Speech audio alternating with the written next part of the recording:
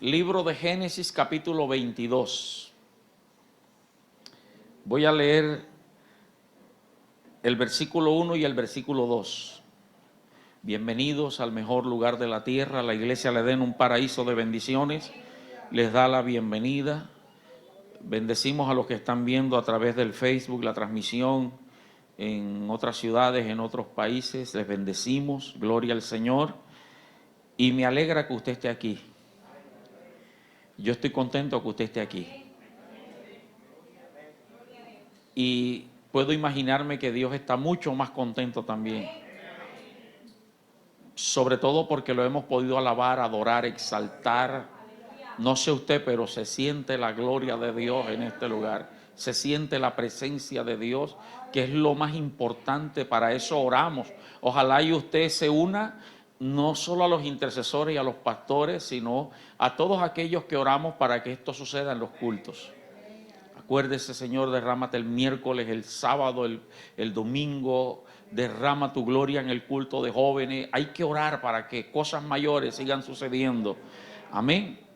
Y hay una palabra que Dios quiere impartirnos. Libro de Génesis 22:1 dice la Sagrada Escritura: aconteció después de estas cosas que probó Dios a Abraham y le dijo: Abraham, y él respondió. ¿Cómo respondió? Heme aquí. Y dijo Jehová: toma ahora tu hijo, tu único Isaac, a quien amas, y vete a tierra de Moriah, y ofrécelo allí en holocausto sobre uno de los montes que yo te diré. Qué manera tan extraña de Dios probar a un hijo suyo. Qué manera tan dura. Y yo creo que hay cosas que Dios hace que a nuestra percepción son incomprensibles y parecen injustas. ¿No le ha pasado eso? Cuando pasamos crisis, problemas, dificultades, enfermedades, necesidades, lo primero que hacemos es decirle: Señor, pero ¿qué estoy haciendo mal? Si yo me estoy portando bien, te estoy sirviendo, ¿por qué y por qué y por qué y por qué y por qué y por qué? Amén. ¿Le ha sucedido o nada más me pasa a mí, a Wilfred? Hay cosas que parecen incomprensibles y a veces hasta injustas, pero que cuando somos espirituales lo miramos desde el punto de vista espiritual y entendemos que lo que Dios tiene es un propósito en medio de la crisis. Porque Dios nunca hará nada para mal nuestro. Dios no tiene despropósito con nosotros. En todo Él tiene un propósito de formarnos y moldearnos. Porque recuerda que tú y yo somos propósito de Dios en la tierra. Antes de que usted y yo naciéramos, ya Dios nos conocía y Dios te colocó en el vientre de tu mamá con un propósito. Y como Él tiene un propósito, Él tiene que ir amoldándonos a ese propósito. Amén. Tiene que pasarnos por diversas pruebas para moldearnos. Usted conoce lo que es la parábola que Dios dio acerca del alfarero con el barro. Y a veces nosotros creemos que estamos perfectos, pero Dios tiene que desbaratarnos otra vez. Y qué bueno cuando Dios nos desbarata. Dile al que está a tu lado: deja que Dios te desbarate. Porque le repito, lo primero que hacemos es pensar: Señor, pero si yo estoy bien. Creemos que estamos bien. Mire, hay gente que me ha dicho a mí: pastor, usted está barrigón, pero no se mira la barriga de ellos. Es fácil, el ojo mira para afuera. No, que hermana, usted está flaca, y no se miran que ellos están gordos, están más flacos. Dios necesita trabajar con nosotros. Así que todo lo que nos sucede es que Dios nos está trabajando para llevarnos a cosas mejores, para formarnos. Porque usted y yo tenemos una base bíblica muy hermosa en Romanos 8:28 que dice, y sabemos que a los que amamos a Dios, todas las cosas nos ayudan a bien. ¿Alguien aquí ama a Dios? No, levante la mano. Diga, yo, Jonathan Salguedo, amo a Dios. ¿Usted cómo se llama? Miguel Mato ama a Dios. Si tú amas a Dios, entonces debes tener claro que lo que estás viviendo tiene un propósito bueno. Porque la voluntad de Dios es buena, agradable y perfecta. Que al principio no lo entendemos, al principio no lo comprendemos, pero luego vamos dándonos cuenta que Dios está trabajando en nosotros. Si no, mira tu vida atrás y date cuenta cuántas crisis has pasado y aquí estás. ¿Cuántas veces dijiste, no, esto no lo puedo pasar, ya esto? Pero aquí estás, dile al que está a tu lado, aquí estamos. Y Dios trabaja de unas maneras tan extrañas, hermano. Antes de tocarte a Abraham, vamos a dejar a Abrahamcito quieto. Permíteme hablarte de dos personajes que el primero de ellos, la mayoría del mundo lo conoce, el segundo algunos cuantos. Te voy a hablar primero de Job. Qué tremenda prueba la que pasó Job. Perdió sus 10 hijos. En el mismo instante una pared les cayó encima y los aplastó a todos 10 y los mató. Y no habían terminado de darle esa noticia cuando viene otro a darle la noticia que se le habían robado las ovejas, unos animales, los camellos, y que cayó fuego del cielo y consumió las ovejas y los criados. O sea que no solo perdió los 10 hijos que tenía, sino que perdió todos los bienes y las riquezas. A su nombre. Y no contento con eso, el hombre quedó enfermo desde la cabeza hasta los pies.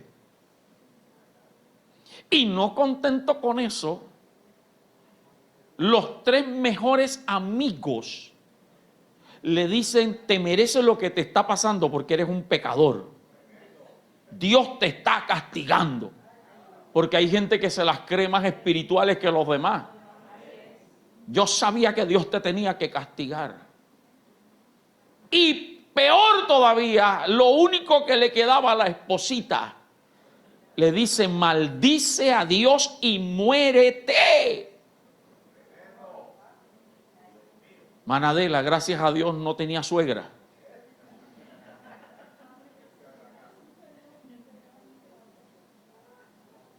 Cuando conocemos el libro y la razón, podemos darnos cuenta que fue una apuesta, permítame llamarlo así, entre Dios y el diablo. Porque el diablo le dijo a Dios que Job le era fiel porque Dios lo prosperaba en todo, lo tenía cercado y protegido a él, su casa y todo lo que tenía. Y el diablo le dijo a Dios, quítale todo lo que tiene y verás cómo hago que blasfeme en tu misma presencia. Y como Dios conocía el corazón de Job, Dios le dijo, ok, te permito que hagas lo que quieras con él, pero a él no me lo toques, no me lo mates. Y por eso Job pasó esa desgracia. Ahora, parece injusto, el pobre Job no tenía ni idea de lo que se había conversado en el cielo. Él empezó a padecer crisis. Pero Dios, que confiaba en Job, le dijo al diablo, haz lo que quieras, pero no me lo toques. Y usted y yo sabemos lo que Job terminó diciendo. ¿Acaso recibiremos el bien de Dios y el mal no? Jehová dio, Jehová quitó, sea el nombre de Jehová bendito. Aunque él me matare, en él esperaré. Yo sé que mi Redentor vive y sobre el polvo de la tierra él se ha de levantar. Dios confiaba en Job, así como Dios confía en ti. Dios sabía que tú podías pasar esa prueba. Y aunque muchas veces has estado con el agua hasta aquí, has dicho, Señor, sálvame, y Dios te extiende la mano y te saca y volvemos a caminar sobre las aguas porque Dios sabe que tú eres capaz. Pero ¿sabe qué es lo más duro para Job? Que Job no tenía un pastor. Job no tenía una iglesia. Job no tenía una Biblia para él saber que lo que le estaba pasando era espiritual. Y parecía injusto porque el principio del capítulo 1 de Job dice, hubo en tierra de Uz varón recto, perfecto, temeroso de Dios y apartado del mal, que no había otro como él sobre la tierra. Era un hombre íntegro, o sea que no se merecía. Pero ahora usted y yo sabemos y tenemos la historia de Job. Job no tenía un antecedente. Job no sabía lo que estaba pasando, pero se mantuvo íntegro. Ahora usted y yo tenemos la historia de Job. Aleluya. Y podemos entender, hermano, cuál era el propósito de Dios por permitir que Job pasara por esa crisis. No por complacer al diablo. Era porque quería dejarnos una enseñanza en este libro sagrado, hermano. Para que usted y yo entendamos esto, toda la escritura es inspirada por Dios y toda ella es útil. Y Dios permitió que grandes hombres en la Biblia pasaran por crisis para que hoy usted y yo tuviéramos la palabra para decir: si ellos pudieron, yo también puedo. Todo lo puedo en Cristo que me fortalece. Alguien diga amén, aleluya. Ahora, Dios no permitió que Job pasara por la crisis para complacer al diablo, porque el diablo, no, Dios sabía. Dios pudo haber dicho: no, yo no necesito tocar, yo sé que Él me es fiel. Pero permitió que eso se quedara escrito. ¿Sabe para qué? Número uno, para que entendamos que Dios permite la crisis para que tú te acerques más a Él y lo conozcas. Esa es la primera razón. Siempre he dicho, más del 80% de los que estamos en las iglesias o los que están en las iglesias han venido por una necesidad. O sea que la necesidad los hizo que conocieran a Dios. ¿Cuántos dan gloria a Dios? Ahora que ya lo conoces, entonces siguen viniendo pruebas para que te acerques más a Dios, para que conozcas a Dios más. La crisis es para eso. Recuerde que la historia de Job termina cuando Job le pregunta cosas a Dios y Dios le responde. Y Dios le dice: cíñete como varón valiente, Job. Ahora yo te voy a preguntar y tú me vas a responder. En otras palabras, amárrate los pantalones. A alguien hoy Dios le está diciendo: amárrate los pantalones, amárrate la falda. Ahora yo te voy a preguntar y tú me vas a responder. Dios le dijo: ¿dónde estabas tú cuando yo le puse límites al mar? ¿Dónde estabas? ¿Dónde estabas tú cuando yo con mi dedo coloqué las estrellas, hice las grandes lumbreras?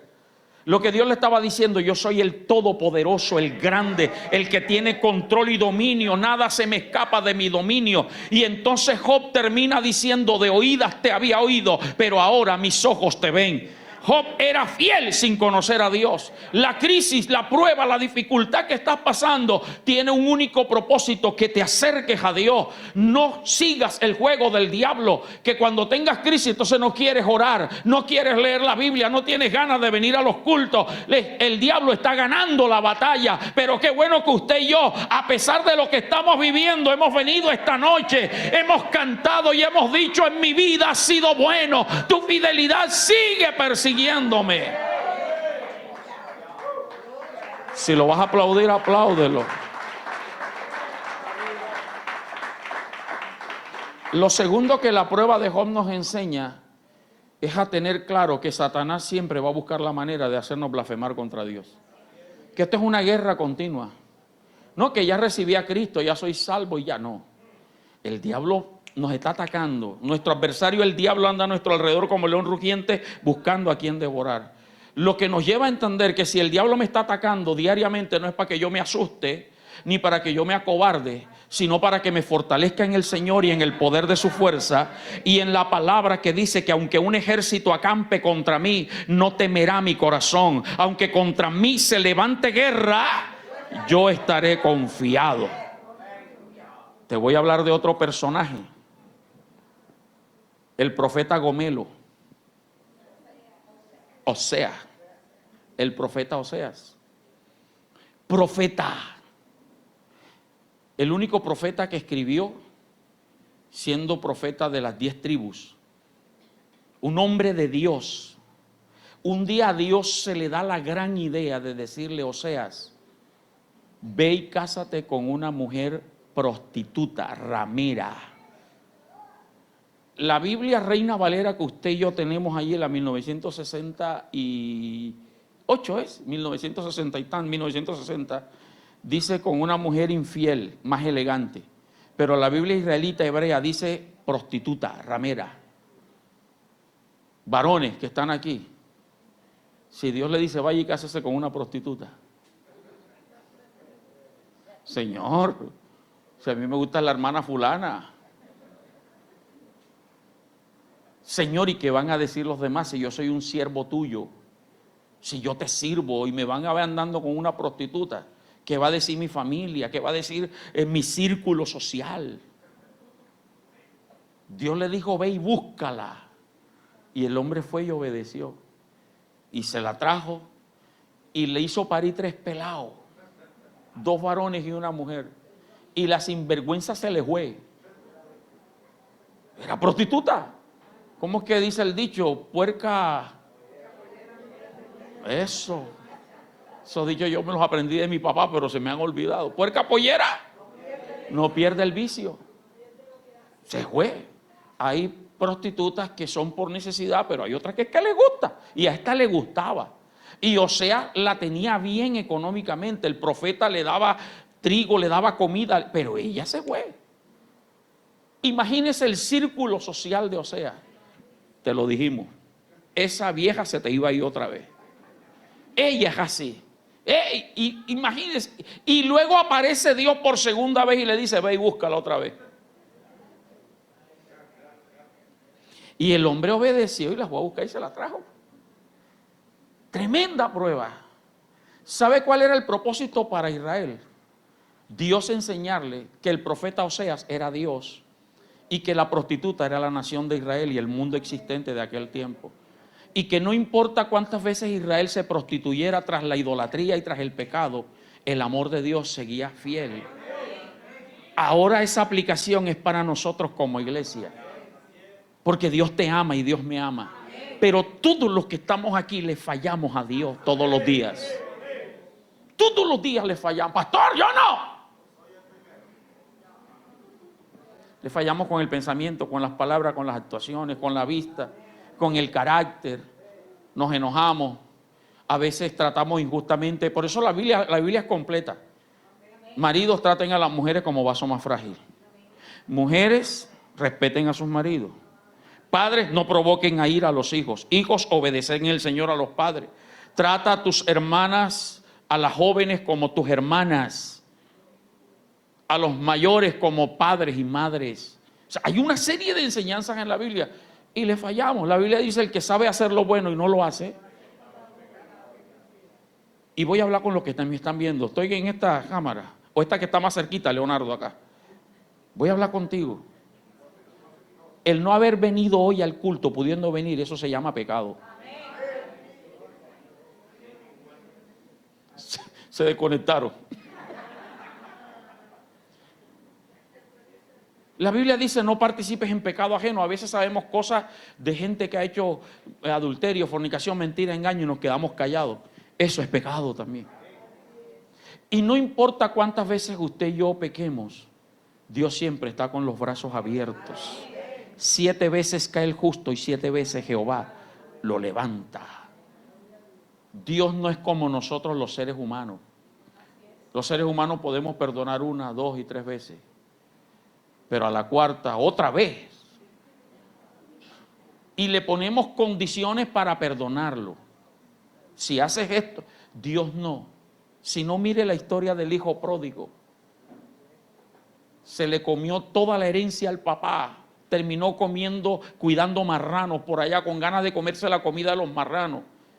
Y estando allá, vino la lucidez. ¿Cuántos jornaleros, trabajadores tiene mi papá que comen mejor que yo? Y yo elijo, mira dónde estoy. Me levantaré e iré donde mi padre y le diré, Padre, he pecado contra el cielo y contra ti. No soy digno de ser llamado tu hijo. Trátame como un empleado. Por lo menos dame comida aquí en esta casa. Y dice que cuando el hijo venía, el padre lo vio a la distancia y se movió a misericordia. Y el hijo, imagínense, cuidando marrano, debía venir hediondo a chiquero, a choncho. Y con su cartilla aprendida, Padre, he pecado, le voy a decir, he pecado contra el cielo y contra ti, no soy digno. Cuando el papá lo vio, cogió, lo abrazó y lo besó. Y el pelado le decía, no soy digno, y el papá no le prestaba atención. El papá decía, mire, tráiganle un vestido nuevo, cálcenlo con zapato nuevo, pónganle un anillo y máteme el becerro más gordo, hagan fiesta, porque este hijo estaba muerto y ha resucitado. Eso es lo que papá hace con nosotros, hermano. Y eso es lo que Dios quería enseñar a través del profeta Osea. Lo usó a él para enseñarnos a nosotros. Tu crisis, tu prueba, tu dificultad sirve para que otros aprendan que si tú pudiste salir adelante, otros también van a poder hacerlo. Wow. La Biblia dice que los mismos padecimientos tuyos y míos los van teniendo muchos hermanos alrededor del mundo. Vamos a tocar a Abrancito.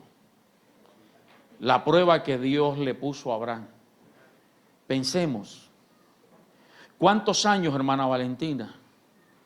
Abraham y Sara esperando un hijo. Porque todo el que se casa con la ilusión de tener hijos. En este tiempo, apurado uno solo por la situación. Pero en el tiempo bíblico, dice la Biblia, bienaventurado el que llenó su aljaba de ellos. O sea, se tenían 7, 8, 10, 15, 20. Para los que piensan que Adán y Eva no tuvieron muchos hijos, nada más Caín y Abel, fueron 70 y algo de hijos. Imagínense, vivían cientos de años, no había televisión, no había internet, no había wifi, ¿qué más iban a hacer? Pelado.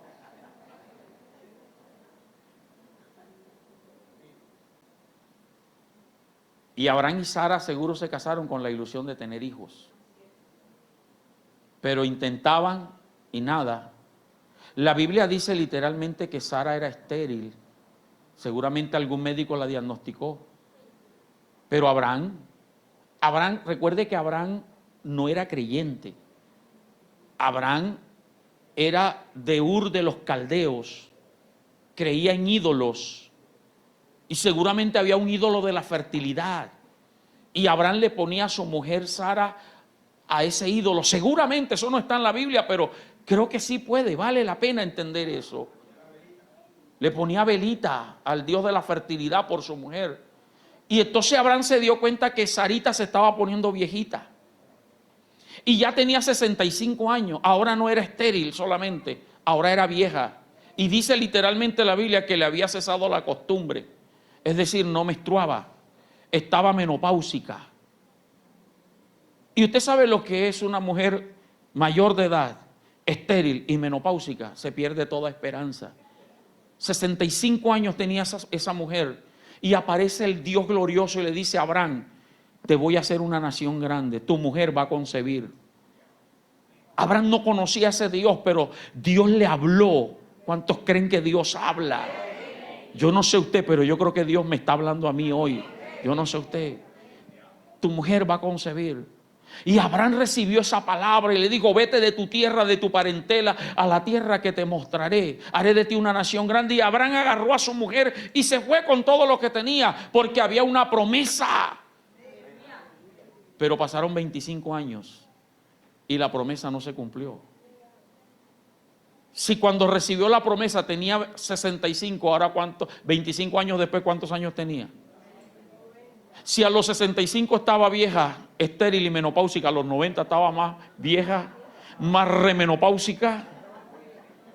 Como diría mi papá, esa huevera ya ni había. No había esperanza. Pero aparece Dios otra vez y le dice, te voy a bendecir, te voy a dar un hijo, no te va a heredar ningún esclavo. Yo dije que te voy a dar un hijo y te lo voy a dar. A alguien Dios le está recordando que Él te dijo que te iba a hacer lo que te dijo, créelo que lo va a hacer. Y ella creyeron y a los 90 años la viejita quedó embarazada. ¿Cuántos dan gloria a Dios? Y tuvo un hijo, Isaac. Y cuando Isaac tenía como 15, 17 años, aparece Dios otra vez y le dice, Génesis 22, donde leímos, sacrifícame a tu hijo. Probó Dios a Abraham. ¿Cómo te parece ya? Usted sabe lo que es esperar una promesa tantos años y que Dios la dé y no queremos nada con esa bendición, y aparece Dios y dice, sacrifícame. Y Dios es tan claro. Y dijo, toma ahora tu hijo, tu único, Isaac. Y a mí eso me suena como a crueldad. Porque recuerde que Abraham ya tenía un hijo llamado Ismael. Si Dios no le recalca todas esas cosas, tu único. ¿Por qué tu único? Porque aunque Abraham era hijo, Ismael era hijo de Abraham, no era reconocido dentro del plan y el propósito de Dios. Toda la humanidad es creación de Dios y Dios la ama, pero no todos están en el plan de Dios. Tú y yo sí estamos en el propósito. Entonces por eso le dice tu único. Y le da por nombre propio Isaac. Y ahora le dice a quien amas. ¿No suena eso cruel? Porque si Dios no le recalca eso, Abraham va a buscar a Ismael donde estaba. Recuerde que ya lo había botado por orden de Sara, lo había expulsado. Pero Dios le habla y dice, vete a la tierra de Moriah y ofrécelo allí en holocausto sobre uno de los montes que yo te diré. Para probarlo solamente, cuando dan gloria al Señor. Dios pide que lo sacrifique. En el castellano, que lo mate. Y dice la palabra de Dios, versículo 3, que Abraham madrugó, se levantó muy de mañana y le puso la silla a su asno, tomó consigo 2 criados, 2 siervos y a Isaac su hijo, cortó la leña para el holocausto y se levantó y fue al lugar que Dios le dijo. Mire que Sara no aparece allí, pero Sara estaba viva. Porque Sara pudo disfrutar a su hijo 35 años, si mi memoria no me falla. Y aquí apenas tenía como 15, 17 años. Yo puedo entender que Abraham no le dijo nada a Sara.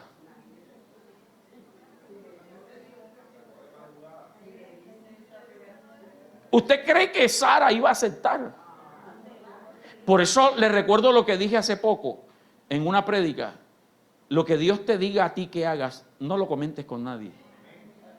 Porque no van a faltar los que te dicen, ¿y para qué? Mira que eso es el diablo que te está hablando. Abraham madrugó y fue y obedeció a Dios.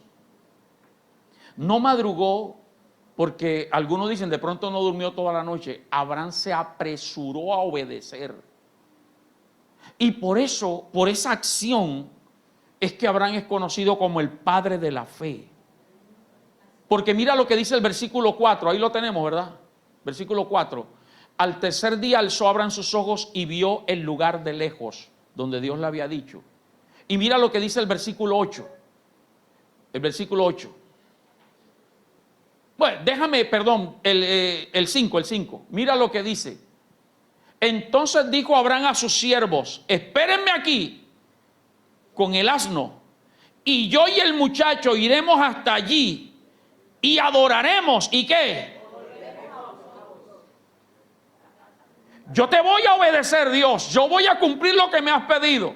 Y voy a ir. Pero yo sé que sin mi hijo no voy a regresar. Porque eso me lo diste tú. Y lo que tú das es bendición de Dios. Eso se llama fe. Eso le está diciendo a los criados, espérenme aquí. Versículo siguiente.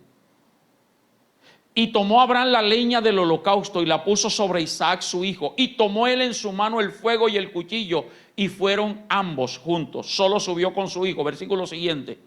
Entonces habló Isaac a Abraham su padre y dijo, Padre mío. Y él respondió, heme aquí, mi hijo. Y él dijo, he aquí el fuego y la leña. ¿Vas dónde está el animal que vamos a sacrificar? El pelao ni sabía. ¿Y cuál fue la respuesta del padre de la fe? Versículo 8. Y respondió Abraham, Dios, léalo fuerte. Dios proveerá el cordero para el holocausto. Primero dijo, yo y el muchacho iremos y regresaremos. Ahora el muchacho le pregunta, ¿dónde está el animal para el sacrificio? Abraham no le dice, eres tú. Abraham le dice, tranquilo, Dios se va a proveer. Pero llega el momento donde llegan al lugar. Y Abraham prepara las piedras, el holocausto, pone la leña y amarra a su hijo y lo pone en el holocausto y levanta el cuchillo para matarlo. Y ahí es donde aparece Dios otra vez y le dice a Abraham, detente. Pero sabe, búscame el libro de los Hebreos, por favor. Mire la fe de Abraham, Hebreos 11:19. Abraham sabía que aunque lo matara, Dios era poderoso para resucitarle a su hijo. Hebreos 11:19. Dice, pensando que Dios es poderoso para levantar aún de... Ponme el versículo anterior. Para los que no conocen la historia, yo sé que aquí la mayoría lo sabe. Habiéndosele dicho a Abraham, en Isaac te será llamada descendencia, sigue. Pensando que Dios es poderoso para levantar aún de entre los muertos, de donde en sentido figurado también le volvió a recibir. Abraham levantó el cuchillo para matar a su hijo y Dios apareció y le dijo, Abraham, detente, detente. Vuelve al capítulo 22 de Génesis. Porque me he dado cuenta que realmente me amas. Y dice la palabra de Dios que Abraham volteó a mirar y había un cordero amarrado en un zarzal allá. Quitó a su hijo, puso al cordero y mató al cordero. Pero ¿sabe lo que Dios le dijo? Me he dado cuenta que me amas más a mí que a tu hijo. ¿Cuál era el propósito de la prueba, de la crisis de Abraham? Dios quería ver, aunque Dios lo sabía, para que quedara registrado para nosotros, que Abraham amaba más a Dios que a la bendición que Dios le dio. Ojalá y usted no sea de los que aman más la bendición que al Dios que bendice. ¿Me hice entender? No permitas que tu matrimonio, tu esposo, tu esposa por el que oraste, tus hijos que le pediste a Dios sean un estorbo para servirle a Dios. Dios mío. Señor, dame un empleo. No permitas que ese empleo se convierta en un obstáculo para venir a la iglesia, para dejar tu cargo, tu ministerio. Voy a volver a hablar. Ponme esta aquí. Si se volvieron a conectar. Si fuiste de los que no viniste porque llegaste cansado del trabajo, estás amando más el trabajo que a Dios. Se desconectaron, ¿verdad? Señor, dame una empresa, dame un negocio. Y entonces después hasta los domingos quieres trabajarlo. Antes venías a todos los ayunos y ahora no vienes. Es que, pastor, tengo que rebuscarme. Eso se llama afán. Y la Biblia dice, por nada estéis afanosos. Si te afanas en tus fuerzas y en tu capacidad, vas a terminar cansado, enfermo y en quiebra. Pero cuando tú aprendes a depender de Dios, tú dices, Señor, primero tú, lo demás viene por añadidura. Toca al que está a tu lado y dile, Dios nos está hablando.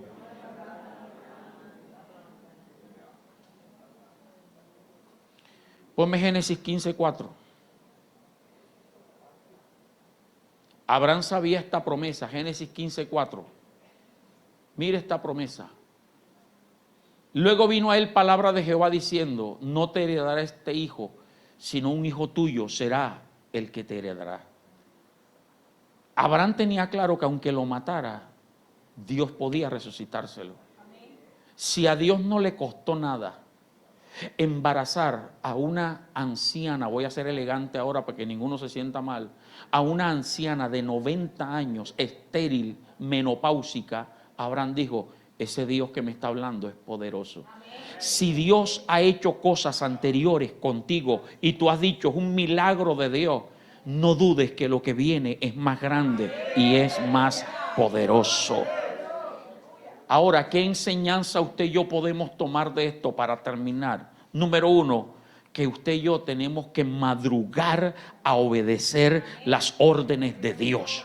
No las postergues más, no le des más largo. Abraham nos enseñó que hay que madrugar. Cuando te digo madrugar quiere decir ya.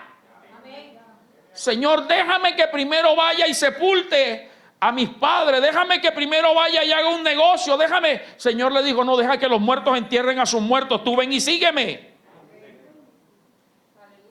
Pero le ponemos tantos peros a Dios. Dios mío, bendito. Dios te está diciendo, esa relación no es mi propósito ni mi voluntad. Señor, pero es que yo la amo, yo lo amo. Deja que Él me deje. Hermano, madruga. Dile que está a tu lado, madruga a obedecer a Dios. Número 2, ¿qué más nos enseña la crisis de Abraham? Que a Dios se le da lo que más amamos.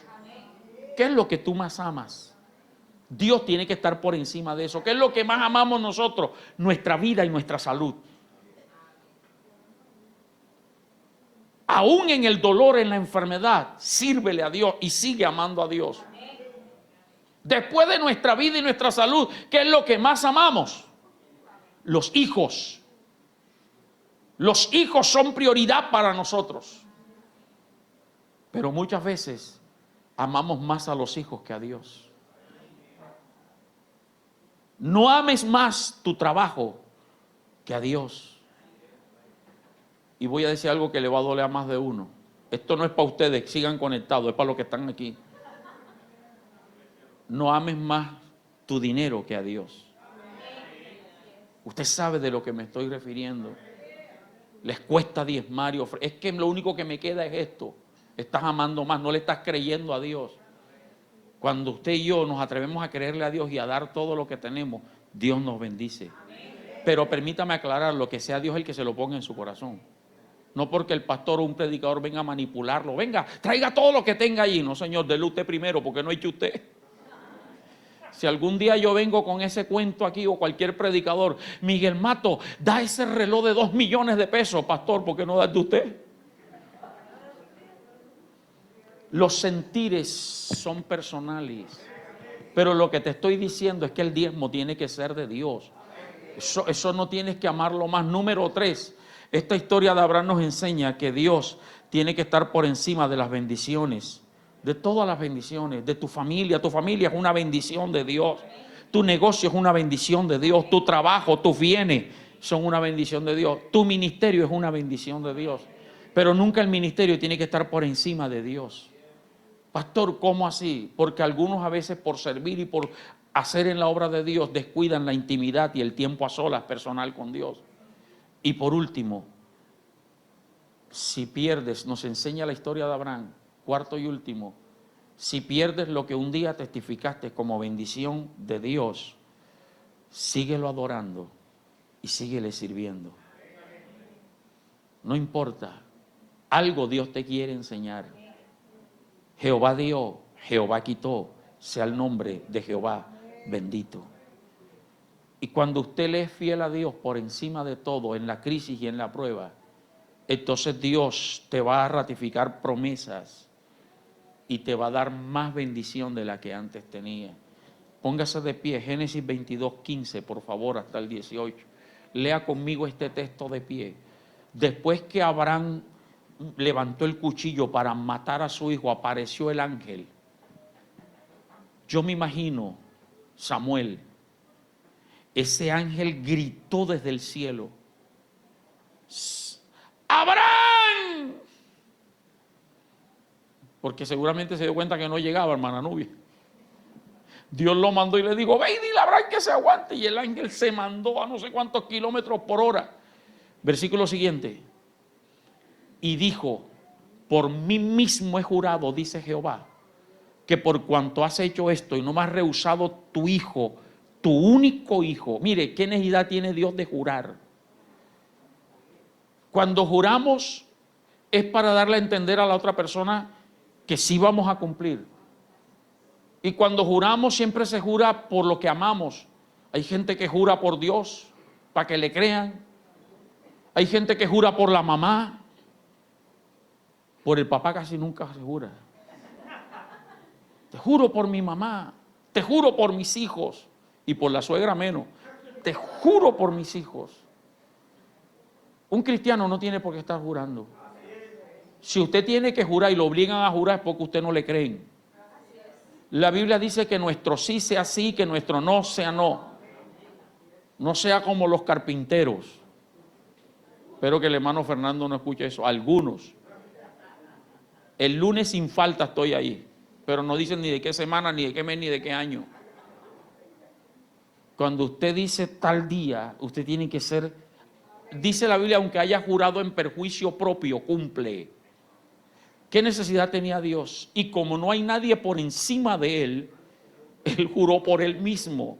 Por mí mismo he jurado, dice Jehová, que por cuanto has hecho esto y no me has rehusado tu hijo, tu único hijo, versículo siguiente, de cierto te bendeciré y multiplicaré tu descendencia como qué.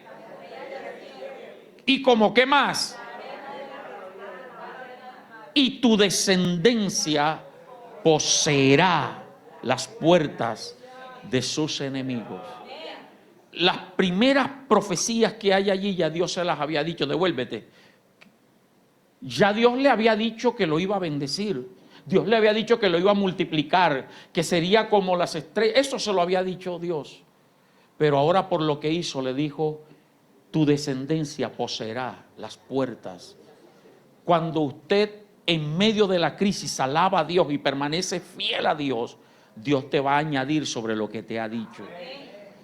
Ahora esa promesa se ha cumplido, porque Dios no estaba mirando solamente los descendientes de Abraham, israelitas judíos, que hay millones y millones.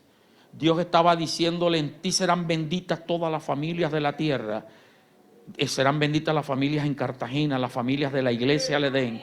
Tú y yo hacemos parte de esas estrellas del cielo y de esa arena a la orilla del mar. Y ahora la promesa se trasciende a nosotros.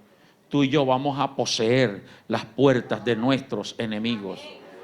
Pero cuidado, no te equivoques, tu enemigo no es la vecina que te tiene rabia, tu enemigo no es el compañero de trabajo, tu enemigo no es el jefe, tu enemigo es los demonios que los manipulan a ellos para querer traer destrucción. Hoy vamos a poseer esas puertas. Tu enemigo es ese espíritu que ha traído enfermedad y dolencia a tu cuerpo, a mi cuerpo, pero hoy vamos a poseer esas puertas. Cierra tus ojos, levanta